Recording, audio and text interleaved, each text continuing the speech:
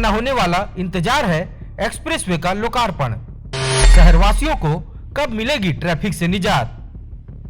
सरकार कब निभाएगी अपनी जिम्मेदारी?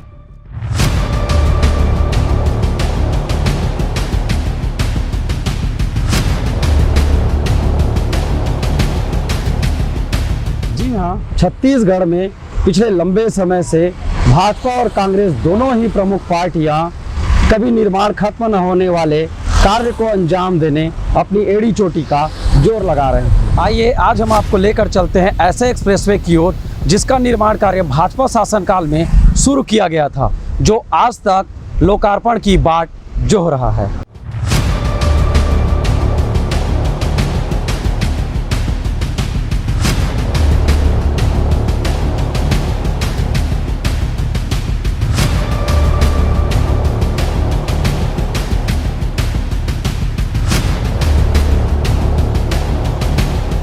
वही एक्सप्रेसवे है जिसका निर्माण कार्य भाजपा शासनकाल में शुरू कराया गया था, जिसे वर्ष 2018 में चुनाव पूर्व आनन फानन में ही लोकार्पित कर दिया गया, जो प्रदेश सरकार के लिए गले की हड्डी बनी हुई है।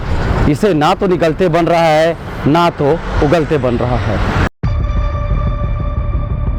लोकार्पण किए जाने के कुछ ही दिन बाद सड़क दुर्घटना का मामला सामने आ गया, जिसके बाद दोनों ही पार्टियों ने एक दूसरे पर राजनीतिक रस्साकसी का दौर शुरू कर दिया। इस एक्सप्रेसवे का निर्माण कार्य 313 करोड़ रुपए की लागत से कराया जा रहा है। इसके लोकार्पण हो जाने से मोआ, शंकरनगर, गुड़ियारी व पंडरी के लोगों को रेलवे स्टेशन से नया रायपुर जाने में मात्र 25 से 30 मिनट का समय लगेगा। सुरक्षा के दृष्टिकोण से यह एक्सप्रेसवे कई मायनों में खास है। जगह जगह सीसीटीवी लगाए गए हैं, सुरक्षा वाल बनाए गए हैं, सुरक्षा के पुख्ता इंतजाम किए गए।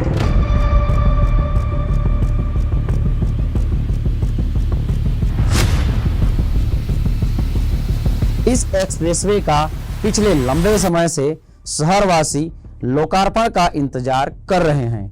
हालांकि लोगों की आवाजाही शुरू हो गई है, लेकिन आज तक इसका आधिकारिक लोकार्पण नहीं हो पाया है। खबरों की माने तो नाम पट्टिका लगाने का खेल सरकारें चुनाव पूर्व ही खेलती है, जिसके चलते ही इस एक्सप्रेसवे के लोकार्पण में देरी की बातें कही जा रही है। असली वजह क्या है, यह तो जिम्मेदार भी बताने से कतराते नजर आते हैं। अब देखने वाली बात यह है कि यह लोगों के लिए आखिर कब तक लोकार्पित हो पाती है। तब तक के लिए बने रहें न्यूज़ प्लस 21 पर आपके हक की बात।